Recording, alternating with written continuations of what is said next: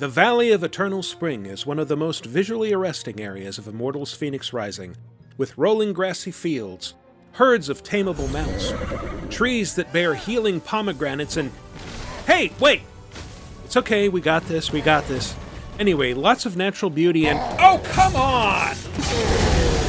Okay, as you can see, gently swaying trees and chalky white boulders mean weaponry in the hands of big, resourceful monsters, and the Valley of Eternal Spring is full of all of those things.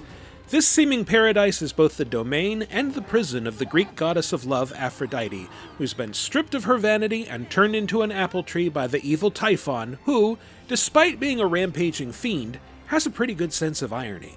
True love is the giving of yourself to others.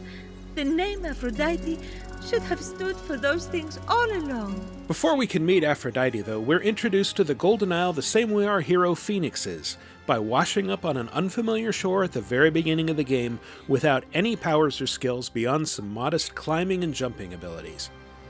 Filled with ruins, shipwrecks, and stone statues that used to be people, this grim starting area is known as Clashing Rocks, and it's where Phoenix will find a few essential tools, all of which are powerful artifacts once owned by heroes of myth.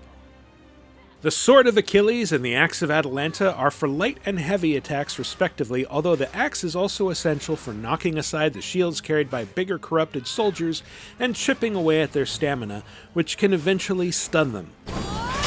Combat is about more than just hacking and slashing. A well-timed parry can also help fill an enemy's stun gauge, while a perfect dodge will slow time to a crawl, giving you a brief window to deal as many quick hits as possible. Time also slows when you're firing Apollo's arrows from Odysseus' bow, the better to steer them mid-flight into enemies, torches, or puzzle-essential braziers. When you first find the bracers of Heracles, they're useful mainly for letting Phoenix telekinetically lift certain objects and push heavier ones, but like all of Phoenix's godly powers, they can be upgraded with new capabilities, like using them to launch yourself through the air at flying harpies. The wings of Daedalus are the real centerpiece of Phoenix's toolkit, though. Phoenix can use them to double jump, attack monsters in midair, and, with the help of messenger god Hermes, glide across long distances, which is how we leave the cliffs of Clashing Rocks and arrive in Aphrodite's domain. Fortunately, the Valley of Eternal Spring is also where you'll find the Hall of the Gods, where you can take a breather and upgrade Phoenix's skills, health, stamina, and so on. This is where you'll change Phoenix's appearance, altering their body shape, voice, and head to suit your current mood. Stop ripping my skin off, it tickles!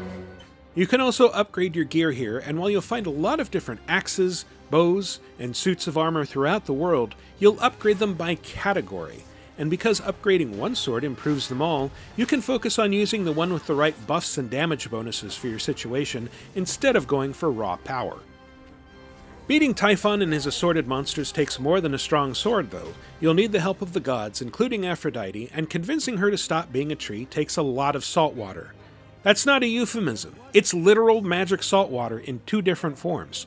When you begin Aphrodite's arc, you'll get things rolling, again, literally, by clearing a path for a giant pearl and collecting the sea foam it kicks up when it hits the ocean, recreating the conditions of Aphrodite's birth.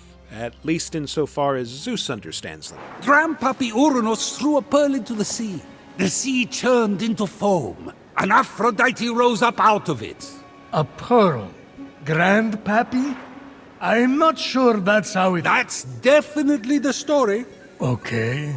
Then you'll need to gather 3 of Aphrodite's tears from puzzle-filled Tartaros rifts, where you'll get to do things like launch heavy spheres through smashable barriers, or dodge fireballs while activating floor tiles in sequence. Your hunt for tears will eventually lead you to a massive vault where Aphrodite's essence is locked away, but before then, you'll be regularly hassled by the Wraith of Achilles. Achilles is one of 4 corrupted heroes who will hunt you across each region of the Golden Isle, and getting him off your back for good means hunting him to his lair and battling him on his own terms. He's a lot tougher there, though, so you may want to first cut your teeth on the 4 legendary beasts scattered across the region, or aggressively hunt for chunks of ambrosia and lightning, which boost your health and stamina, as well as your chances of survival.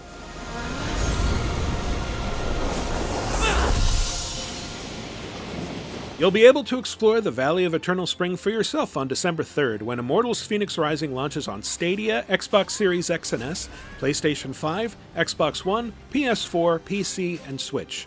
You can also try out the exclusive demo on Stadia before October 29th, or get the game at a later date via Amazon Luna. For more updates on Immortals Fenyx Rising, subscribe to this channel and visit us at news.ubisoft.com.